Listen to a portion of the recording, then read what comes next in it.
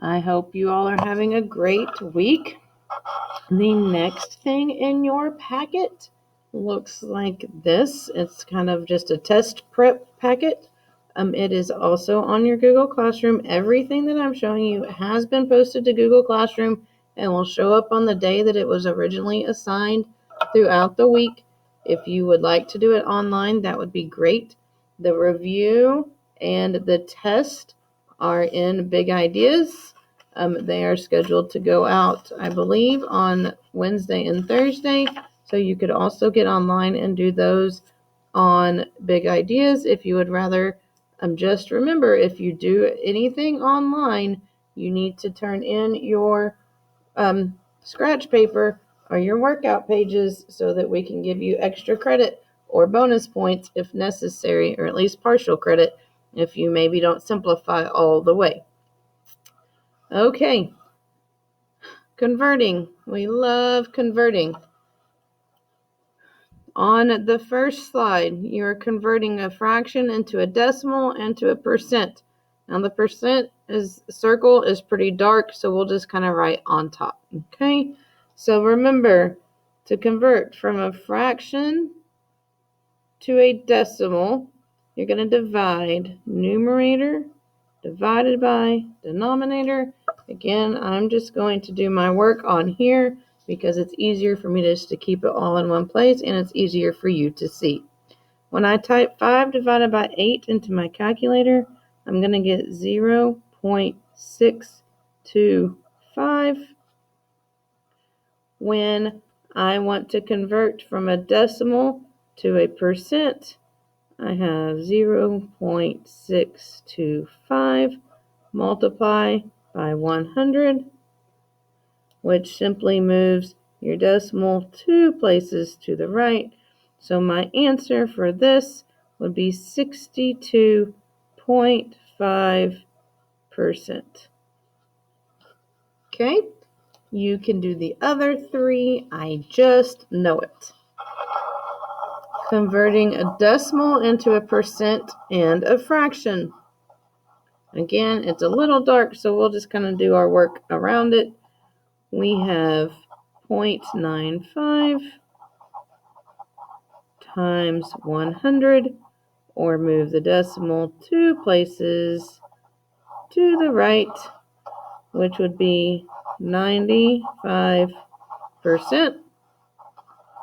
Then to convert that to a fraction, remember percent means out of 100, so you have 95 out of 100. Both of those are divisible by 5 because it ends in 5 and 0. So divided by 5 over 5 will give you 19 over 25. Okay, do the same thing for the other 3 in that box.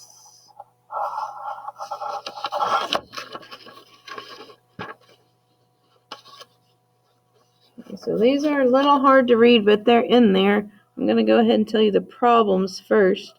This is 32%. This is 75%. This is 50%. And the top one is 66%. Oh, sorry. So those are the problems. They're in the boxes, but the boxes are shaded, or they're in the circles, sorry, but they're shaded pretty dark. So in case you can't read them, that's what the problems are. So we're going to go backwards. Percent to decimal to fraction. 32 hundredths. So decimal 3, 2. So your decimal point is right here, right? And when we go from decimal to percent, we multiply by 100. So to go from percent to decimal, you're going to divide by 100. So you would just simply put in your calculator. Well, when you do that, instead of going to the right, you're going to go to the left. Sorry, my calculator's not working right now, so we'll just do it this way. So you're going to go to the left 2 places because you're going the opposite direction. So you would have 0.32. If you say this, you say 32 hundredths, right? Again, these are both divisible by the same number because they are both even. Our factors of 32 are 1 and 32, 2 and 16, 4 and 8, not 5, not 6, not 7. So those are all of our factors. Okay, our factors of 100, if we look, 32 doesn't go into 100, 16 doesn't go into 100 evenly, 8 doesn't go into 100 evenly, so that leaves 4. So we're going to divide both numbers by 4, and we're going to get 8 over 25 is our final answer. Okay, so remember, move the decimal point 2 places to the left. 32 hundredths, or percent, means out of 100, and then just simplify it. Okay? Awesome. All right, use the model to make a fraction, a decimal, and a percent. Fraction, decimal, percent. Now it looks to me like this is our hundreds chart, right? So this one will be pretty easy, actually. So we know that each block is 10. So we have 10, 20, 1, 2, 3, 4, 5, 6. So we have 26 out of 100. We know that that would be the same as 26%, just like we did up top. Move the decimal 2 places to the right, or to the left, or type in your calculator 26 divided by 100, and you're going to get decimal point 26.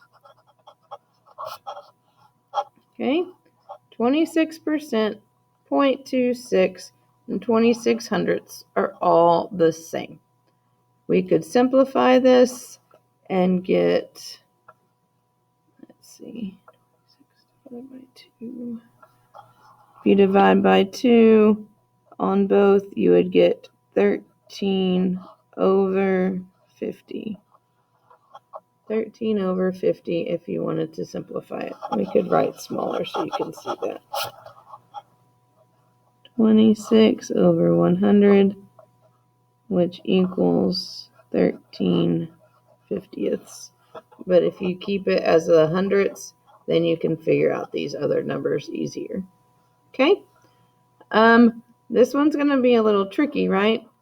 I would start by finding the fraction. Remember, a fraction is part to the whole. So you have 2 out of 3. Then you would do the same thing. You would divide, find your percent, and then your decimal. Or if you divide it, you get your decimal, and then you can make it a percent that way. Okay, so you would do 2 divided by 3, and you get 0.667, because remember, it's when the 6's repeat over and over and over. So that would be your decimal, 0.6. You could do that for your decimal. And then your percent, move it, do your decimal times 100, which is going to give you 66.6%. I'm just going to do my 0.66 repeating sign. Okay. I hope that helps. I'm going to let you do this one all by yourself because it's more like this one. So that's why I went ahead and finished that one off for you. Let's see our test prep questions.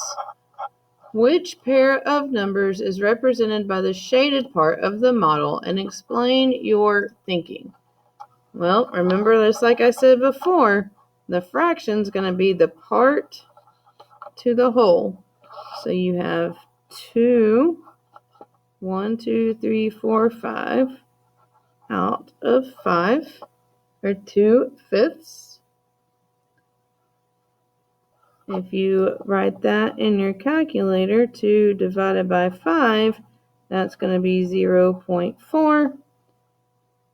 And to find, oh, looky there, 2/5 and 0.4.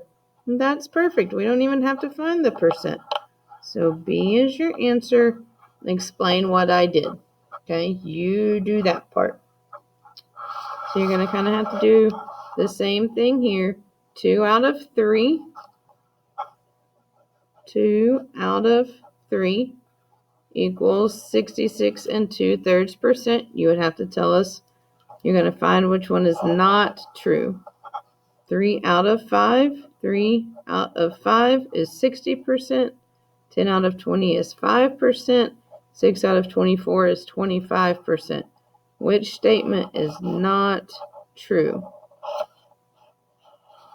Okay, so you'll answer that. McKinney donated 9 soda bottles to the after-school party. During the party, 6 bottles of soda were used. What percent of the soda remains after the party? So think about how many bottles are left out of how many bottles total. You'll have the fraction, and you'll have to convert to the decimal and then the percent. Okay? And then I'm going to leave the bottom one is like the fraction ones that we just did together. Remember to explain your answer in all the test prep questions. I hope that helps on that one. Hope you all are having a great, great week, and I hope to see you very soon.